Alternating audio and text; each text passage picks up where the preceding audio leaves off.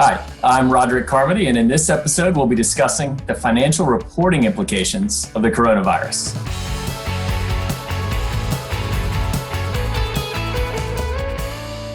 I'm joined today by Kati Penney, a partner in Cross Country's accounting advisory practice, and Kati is a great person to join us for today's topic. Prior to joining Cross Country, Kati was a partner at Ernst & Young in their audit practice, and prior to that, she started her career in the audit practice of Arthur Andersen. Kati, thanks for joining me today. I'm glad to be here. Thanks, Roderick. Thanks for your time, and we've come a long way since the two of us were grinding out busy seasons with Arthur Andersen in the late 90s. And if I recall, we weren't moving around much then either, so not much has changed. Absolutely. Well, Kati, thanks for joining me.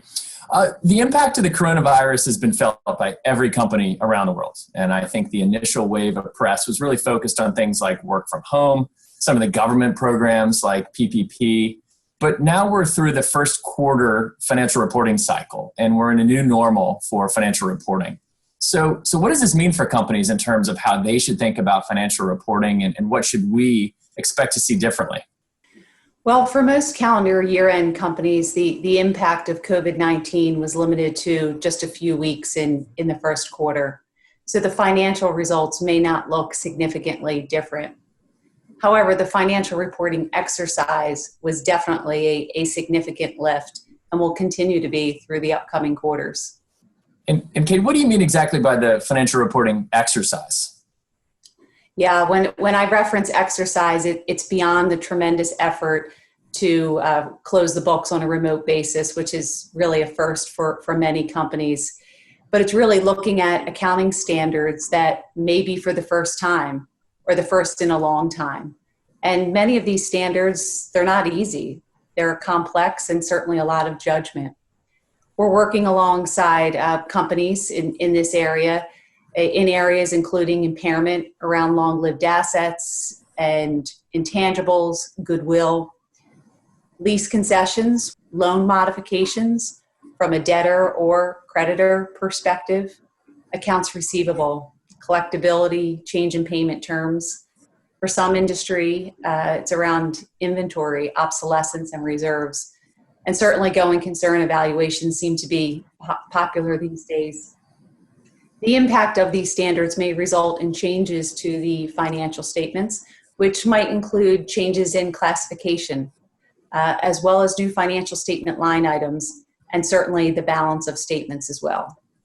That's great. So aside from the face financials, the numbers on the balance sheet and the P&L, what are some other requirements that are likely to change based upon COVID-19, and what else should we expect to see? Well, of course, there are the financial disclosures, and along with the accounting standards that I mentioned are the first for many, or they're dusting off, really come some robust disclosure requirements. There's also non-GAAP measures. So non-GAAP measures, that's not uncommon. That might include items such as non-cash items or non-recurring or one-time type events. And certainly we'll start to see COVID-19 impact included within these measures. To date, it would be atypical for a company not to have withdrawn its 2020 guidance. And public companies are disclosing in their earnings and their 10Q an outlook or a preview of the impact of market conditions post-quarter close. We're seeing shareholders and lenders, they're certainly focused on this forward-looking information, and there has been a dramatic increase in inquiries from analysts, which is really requiring a deeper dive as it relates to companies and their internal reporting. That's great. So we think about financial reporting as the financial statements that we've covered, disclosures that we've also covered. But what about internal controls? Should we expect changes regarding the internal controls over the financial reporting process itself? That's a great point, because we know effective internal controls are critical to accurate financial reporting. And there's a high probability for an increase in control deficiencies that we'll see this year. And this will really be driven from changes in control design that are likely unintentional, or an inability to effectively operate controls. And what we're seeing is this is primarily due to a few reasons. Typically, the control design was built assuming a manual process. not the virtual process that we're in today. That teams are lean. There have been reductions in workforce, and as a result, there may be lack of experience or simply capacity issues to perform controls.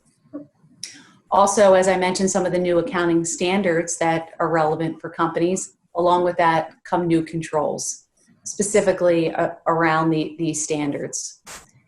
And also just a reflection of existing controls. And are they robust enough to address the current market conditions? We're working with companies to reflect on the financial reporting implications, as well as the alignment, or for some, misalignment, as it relates to processing controls and making adjustments accordingly. That's great. Thanks, Katie. So as you can see, COVID-19 has not only had an exhaustive impact on the accounting teams themselves, but also the financial statements, disclosures, as well as in internal control considerations. Katie, thank you so much for your time today. I really appreciate it. And thanks to everyone for tuning in.